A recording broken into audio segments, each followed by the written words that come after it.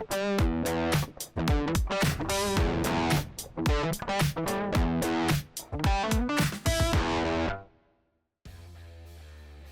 guys, welcome back. Over the past couple of months, I've been trying to put together a 3D printed Blood Angels army in preparation for the new releases. Unfortunately, it seems like half of the stuff I've printed is no longer going to be valid in the new codex.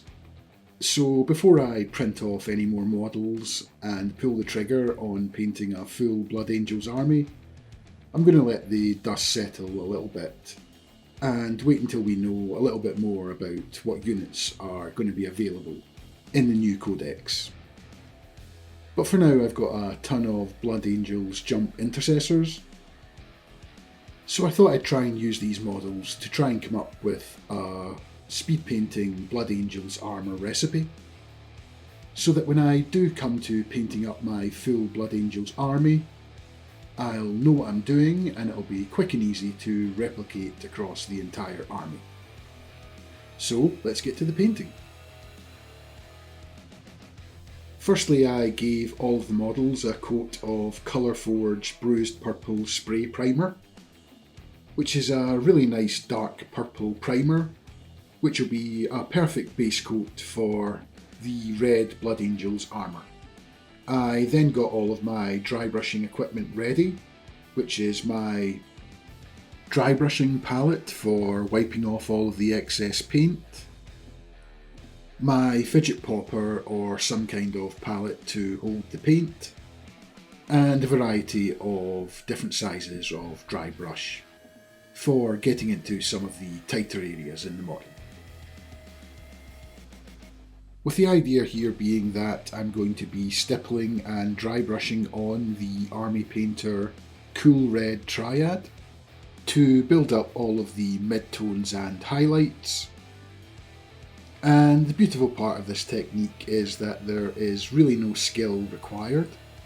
You're pretty much just smashing the paint onto the model, but trust me, by the end it's going to look awesome.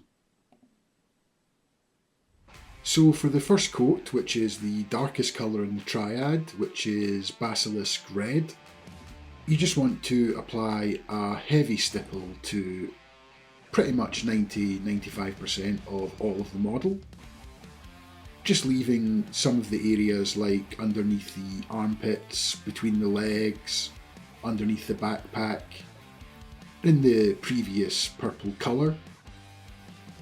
But the rest of the model you want to be covered with a nice smooth coat of the Basilisk Red.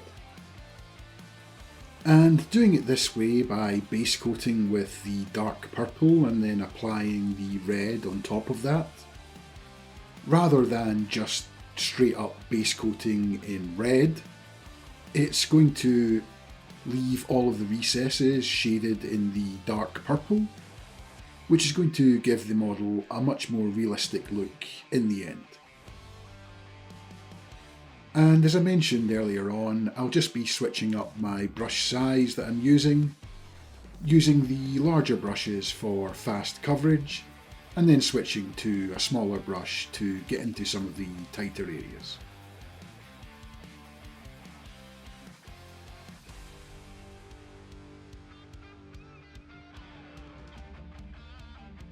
Then for the next colour, which is Dragon Red, I'm going to continue with the stippling, but this time I'm going to pay particular focus to all of the upwards facing surfaces. So in this case that would be the top of the helmet, the top of the shoulder pads and backpack, the chest, and any of the arms and legs that are pointing outwards. And then from there I'll switch to more of a dry brushing motion and just apply a dry brush across the entire model, making sure I hit all of the raised surfaces. And before doing this, I'll just make sure that I wipe off the majority of the excess paint that's on the dry brush, as when stippling you want the brush to be fairly loaded with paint, whereas when you switch to dry brushing you want to try and remove all of that excess paint so that it only applies to any raised surfaces or edges on the model. And then for the last two colours in the triad, which is the Blood Chalice and the Raging Rose, I'm strictly going to be doing a light dry brush of both of these colours, getting progressively lighter and just making sure I'm targeting all of the upward facing and raised surfaces.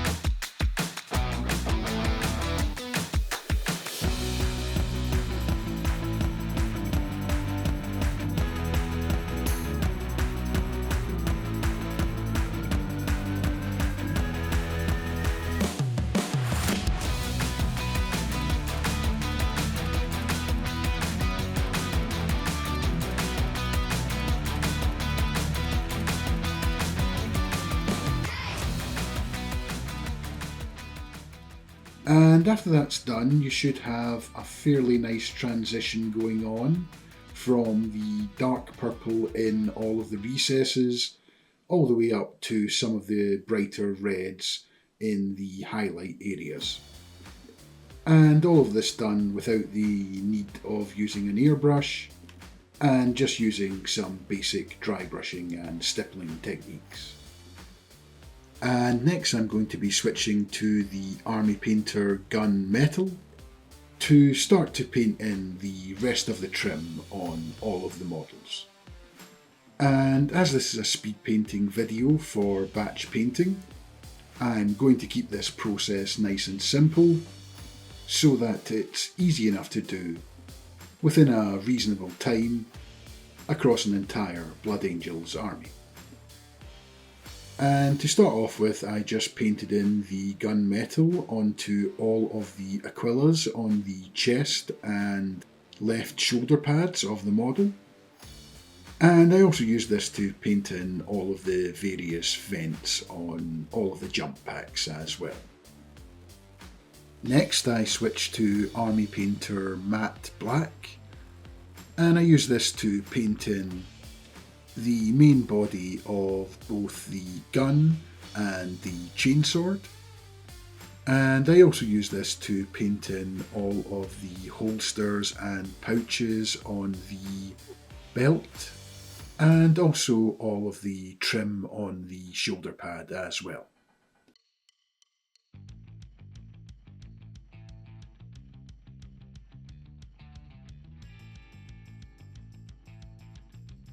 I then switched back to the previous gunmetal to paint in all of the teeth on the chainsword and also the barrel on the gun as well.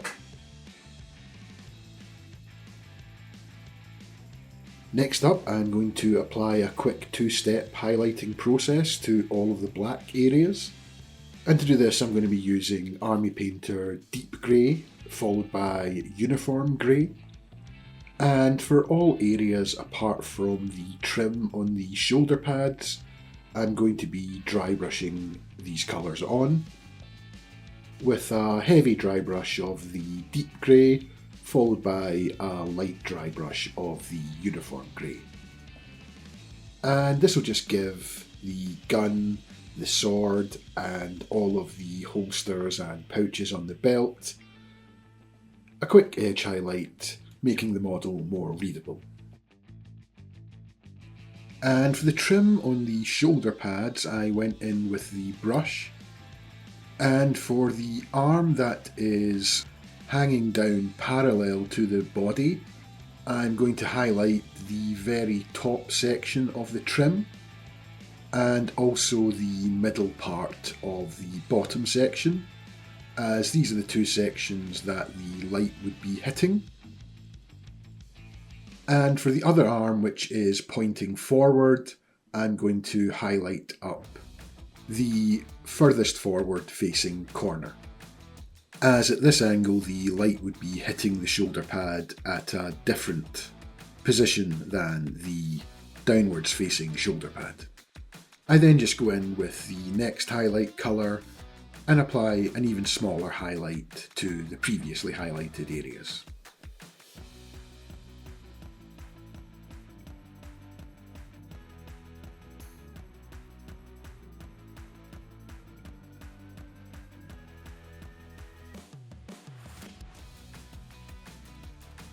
And the last part before I begin the shading process is to paint in the eyes and all of the blood drops on the shoulder pads.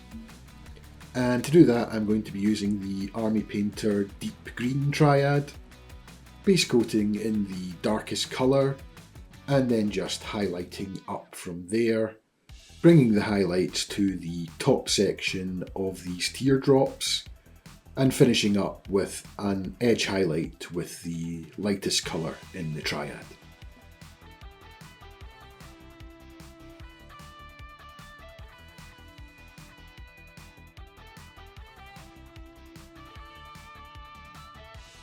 And I just followed the exact same process for the rest of the Marines in the squad, in preparation for the next part of the process, which is the shading.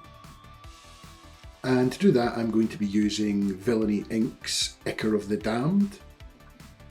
And I'm just going to be using this undiluted and applying this over the entire model, making sure I don't miss out any areas.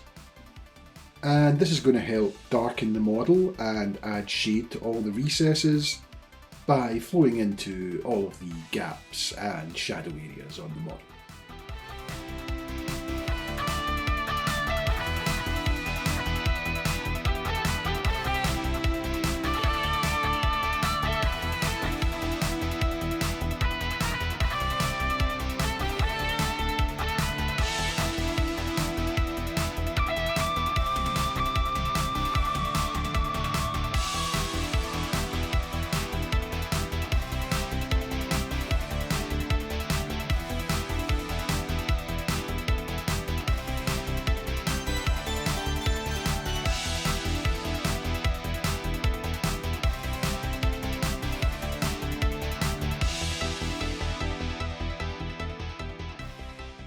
And after leaving the models to dry for around 15 minutes, I then come in with a dry synthetic brush to wick up any of the pooling that will be occurring on all of the bottom parts of the model, wicking the excess up into the brush and then wiping it off into a paper towel.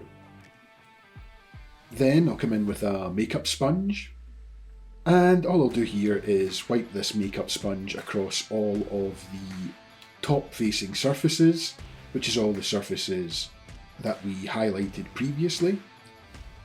And that should clean off any of the excess pigment that's on any of the raised areas, while still leaving all of the wash in all of the recesses and cracks in the model.